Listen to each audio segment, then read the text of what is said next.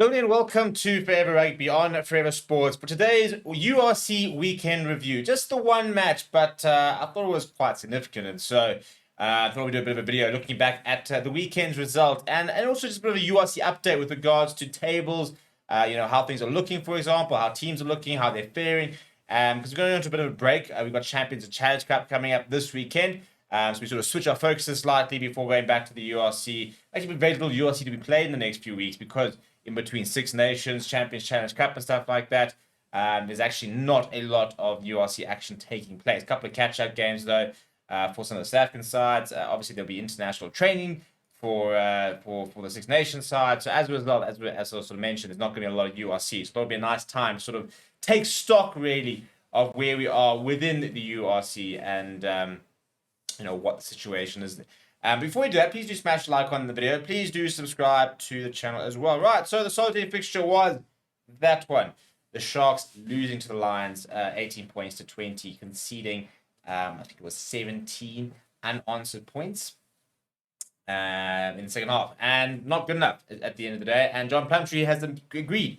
And he's actually slammed the leader, saying that the decision-making was terrible during the game. And basically saying that's the main reason that they lost.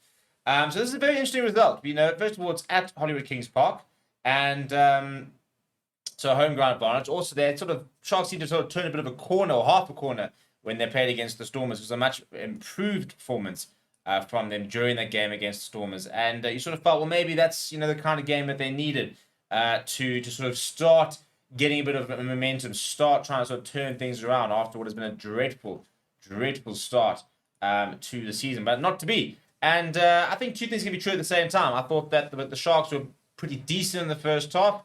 The Lions weren't great. The defense was just not quite there from the Lions.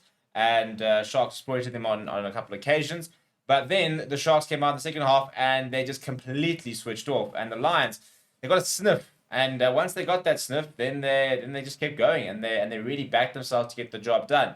And they did get the job done. Now, yes, there was, for example, a last-minute penalty miss by Rugby Champion. Is that the reason they lost? No, not quite. I mean, the Lions missed two penalties themselves, for example. So, you can never just sit there and say, well, if he gets that penalty, and therefore it's his fault. Yes, he probably should have gotten the penalty. I think, he'll say that, that's very much in his range, and a player of his caliber, would probably be getting that 9 times out of 10, but pressure does strange things to a person. The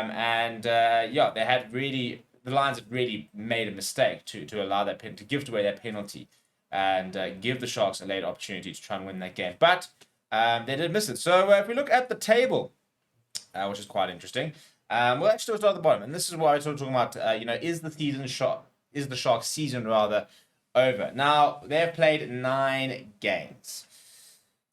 So it's a lot. It's not 1 or 2. We're not talking about the first sort of 5 or 6, games in the season. We're talking about 9 games. And 9 games in a season of I think it's only 18 rounds.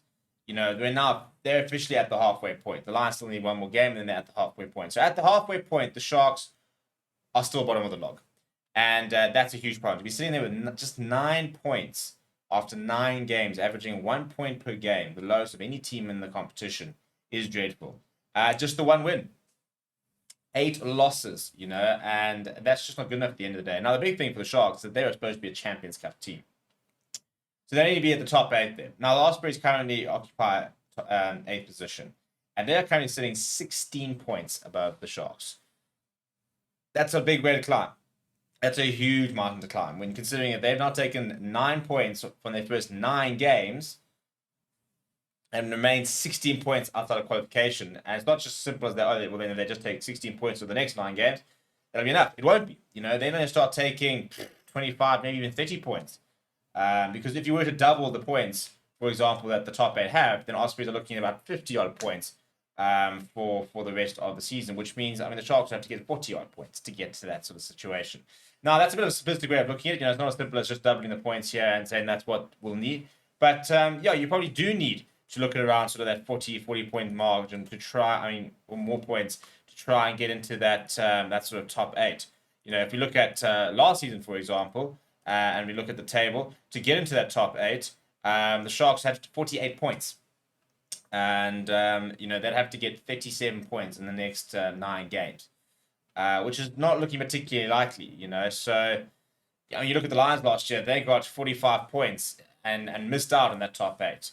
The Sharks missed out on Champions Cup solely because there were still the sort of the Shields that were sort of affected, but that's not going to be the case next season. It's just a standard top 8 and you make it. So that's kind of the extent of the task they have in front of them. For the Lions, that victory and with the game in hand means that they could actually push for that top 8 spot. I mean, if they were, for example, just get 2 losing bonus points against the Bulls, which I think the Lions could, you know, they could be sitting at, you know, in that sort of that joint 25 or 24, for example. Again, 48 last year was the magic number to get them to that top 8.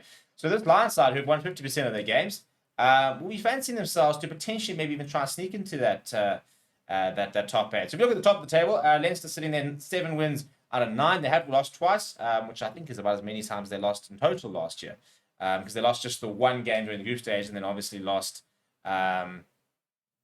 in the semi-final against Munster. So they've already lost as many games they did last year in 20 that they had so far this year in 9. So yeah, they're not maybe as at the top of their game just yet. Benetton, however, they've been absolutely superb, haven't they? You know, 7 wins out of 9, 32 points. Really be interesting to see where they land up. And yeah, I think very much will be playing Champions Cup rugby next season.